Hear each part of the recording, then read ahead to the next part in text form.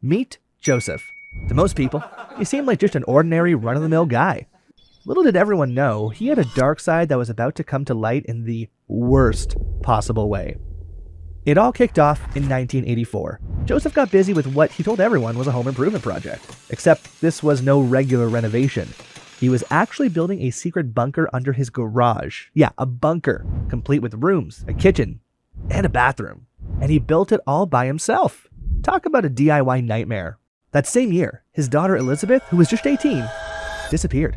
Everyone in town was looking for her, but had no clue where she could be. Guess where she was? Right under their noses. Joseph had tricked her into the basement and locked her up. He told her he needed help fitting a door on the newly built underground chamber, but it was a trap. Once inside, he drugged her, handcuffed her, and that was just the beginning of her nightmare. Just like that, Elizabeth became a prisoner in her own dad's secret dungeon. Elizabeth was stuck down there. During this time, she wasn't just locked up. She was being horribly mistreated by Joseph, who had full control over her life down there. All this while Joseph was playing it cool upstairs, telling everyone who asked that Elizabeth had joined some cult, cut off all ties with her family. After all, he had been plotting to imprison her since the 1970s.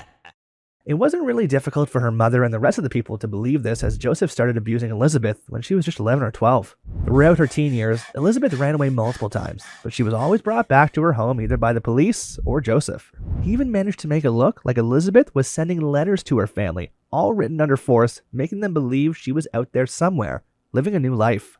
Now here's the real shocker. Fritzl, maintaining his double life, fathered 7 children with her in that dark, cramped cellar. Yeah, 7.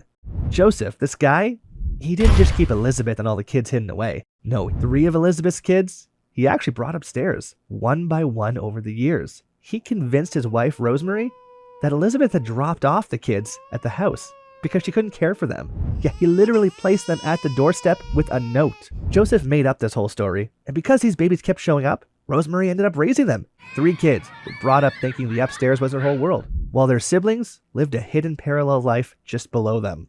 Life underground was brutal. Elizabeth did her best though. She taught her 3 kids, kept them as safe as possible. Everything started to unravel in April 2008. One of the kids, Kirsten, got really sick, and Joseph had no choice but to take her to the hospital. The doctors were like, wait a minute, something's off here, because of her condition and Joseph's dodgy explanations. Also, they couldn't even find her medical record. Elizabeth, despite everything, is still a mom, right? She's desperate, so she begs her father, Joseph, to let her out to help her daughter. Joseph, who's getting on in years and honestly struggling to keep up with all the lies and secrecy of his double life, he finally cracks. He takes Elizabeth to the hospital. He tells the staff and the cops that she just escaped from a cult. Once Elizabeth is away from him, like really away, and the authorities assure her she doesn't have to go back to that dungeon, she spills everything. And I mean everything. And let me tell you, it shocked the nation. Anyway, he was sentenced to life in prison, where he remains to this day. And after getting out, Elizabeth and her kids had a long road to recovery ahead of them. Later, they continued living their life finally free from the dungeon with new identities.